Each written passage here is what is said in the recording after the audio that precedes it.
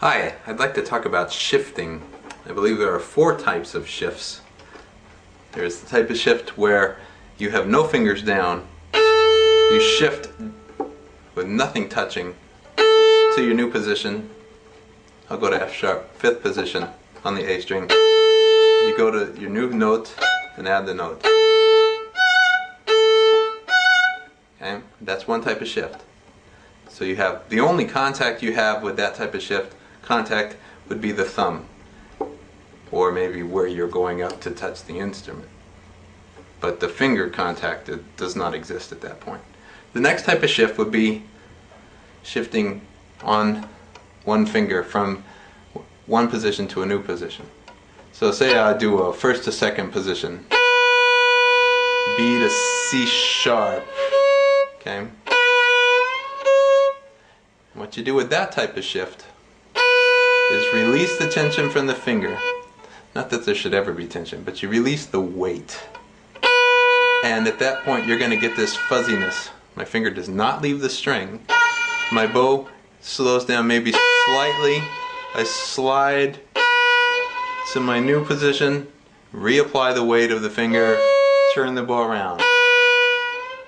Right now all our shifts are going to be on separate bows.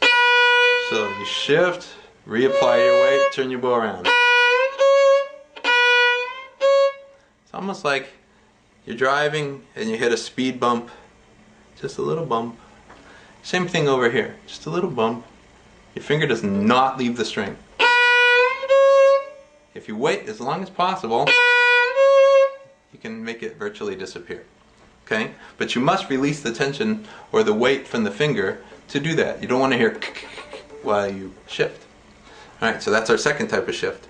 The third type of shift is a lower finger in a lower position to a higher finger in a higher position.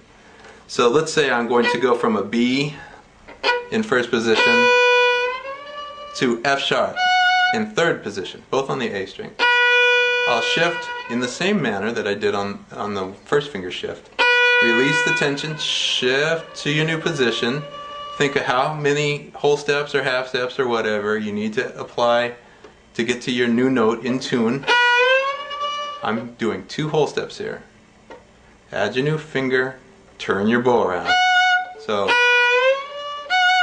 your bow change and your new finger are simultaneous. Understand? My 1st finger does not leave the string until my new finger is down, and then you are free to lift it if you want. There is a school of thought that says keep all fingers down as long as possible. You do not have to do that if you're working on vibrato. It's a great idea though when you're working on intonation. Doing wolf art, Opus 45 number 1. It makes no sense to be popping out with your 1st finger. Anyway, I got sidetracked. Okay, now our next shift would be a higher finger in a lower position to a lower finger in a higher position. And this is probably the most difficult. So let's do 1st to 3rd again.